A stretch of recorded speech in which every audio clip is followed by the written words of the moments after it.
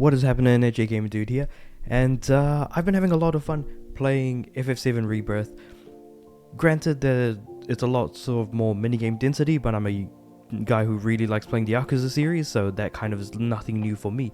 Though with that being said, it's kind of interesting to know that the sales in Japan aren't doing particularly well. In fact, they've dropped very significantly, and so I just kind of wanted to talk about that because that was surprising to hear. So I had to look it up, and supposedly I've got the Gamer article up here by Joshua Robertson, I think it is. Hold on, give me a second. Yeah, Joshua Robertson. And it seems to not be doing too well at all. In fact, that's actually kind of concerning. However, it's worth pointing out that the sales for this game don't matter too much in terms of actually completing the trilogy, because the third game is already in the works, and in fact, I think the story might be done. I think that was already reported on, but let's just see if that's actually mentioned in this article as well. Ideally, what we're going to be looking at are the numbers. So usually what happens is that when a Japanese company makes a game, normally it's intended for the Japanese audience. If they do make it for the wider audience, sort of around the world, they're doing a worldwide release or something along those lines, usually that would not be considered as important as like the home turf. Now, a few things to keep in mind is that FF7 Rebirth is coming out while there are a decent amount of PS5s in the market. So we're talking about, there is definitely at least 40 mil, so to speak. And FF16 did release last year as well. So with that being said, it seems like FF16 is actually doing better than FF7 Rebirth at the moment. But we'll kind of get into that in a moment. So as of right now, total sales are sitting at 287,138, and this information was provided from Famitsu through Insider Gaming. So that's actually interesting that like Famitsu did the report and then Insider Gaming did translate the news in question, which seems pretty standard, especially low adoption rate because there isn't many PS5s around at the moment. But what is unfortunate is the fact that 262,656 copies were sold in the first week of launch, and then it kind of just dropped to 24,482, which is roughly 90%. Wait, roughly 90%? Hold on, because you've got about 287. No, that's more than a 90% drop. Otherwise, we'd be looking at 28,000 copies then. Okay, that's more than 90% of a drop. Jesus, that's massive. So it seems like pretty much I think what was estimated from the report that was made by Famitsu through Insider Gaming was that this game would actually have a shorter tail. So the idea of a tail is that the initial sales happen in the first week or so, and then after that, the length of time, a certain length of time passes, then the sales slowly start to peter off over time. And then the length of the time in which sales still remain somewhat notable, that it can still be reported on through Square Enix or something like those other companies to their shareholders, that would be referred to as the tail.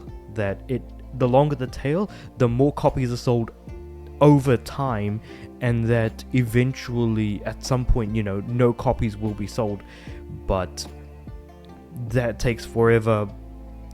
That's why I said the sales would have to be rather notable, that you could still keep talking about how much they've sold on a week by week basis, or like say for this fiscal quarter this is how much we sold during the first week, and then by the end of the fiscal quarter this is how much we sold, and then you can see the difference of like how long that tail went for.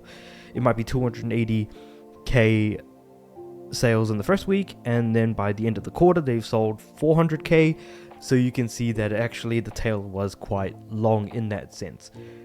Now, this is only talking about Japan, and that's kind of the reason why I was talking about when a Japanese company makes a game, usually it is aimed at the Japanese audience first and foremost. Everyone else around the world is secondary to that. And it's interesting that they are doing an expansion with Queen's Blood as well, which is probably my personal favorite minigame in the entire game. But beyond that, yeah, FF16 also had a massive sales drop, but the sales numbers for that game in particular are higher. Unfortunately, it's not actually mentioned in this article, so just to kind of go off of memory, but FF16 has sold more, despite having a lower amount of PS4s in the wild, specifically, since FF16 came out, what, June of last year, I want to say? June, July-ish? And so now we're talking about February of 2024. So about 6 or 7 months later, the fact that the sales were lower is unfortunate. And we could compare with FF7 Remake. Problem with that is that Remake sold an insane amount of copies due to a handful of other reasons, which were that A, we were in the middle of a pandemic, B, the PS4, which the console that the game was made for, had already 100 million units in the wild, which at the moment we're only halfway there, if not less than that actually. So pandemic, which increased spending and people wanting to be entertained while at home, 100 million PS4 units were out there in the wild, and then the numbers increased further when they released a PS5 version of the game, which was given to anyone who had the PS4 version for free, and did actually give you a expansion on top of that in the form of the intermission DLC. So we also got that piece of content regarding Yuffie and Sonon. So there is definitely something there in terms of content was made, it was sold. Circumstantially, everything is a lot different now post COVID times, but also during the time of the pandemic and things like that, it was put into a very interesting spot. And unfortunately, like with stuff that I've talked about in the industry before, people thought, okay, we made a ton of money during the pandemic, we're going to make a ton of money after the pandemic, and then some.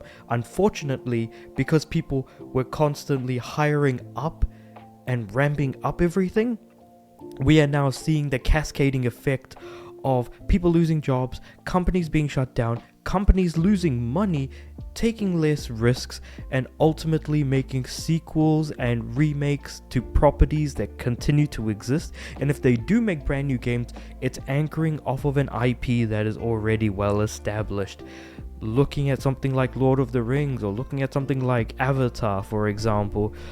Blue People Avatar, of course, not The Last Airbender, but because of the Ubisoft game that came out, for example, Avatar Frontiers of Pandora as an example. So there are those sorts of things happening as well, and it's unfortunate and sucky that we kind of find ourselves in this sort of situation, but it is what it is. Let me know what you guys think about the situation in the comments below, both about the sales in Japan and how you think it's going to be reflecting across the world, but also the idea and the fact that this is all just cascading effects from the pandemic and everything else that we've kind of been seeing effects of as of now. Let me know about all of that in the comments below. But with all of that said and done, I do upload every day, and I'll see you guys tomorrow. Also, please subscribe.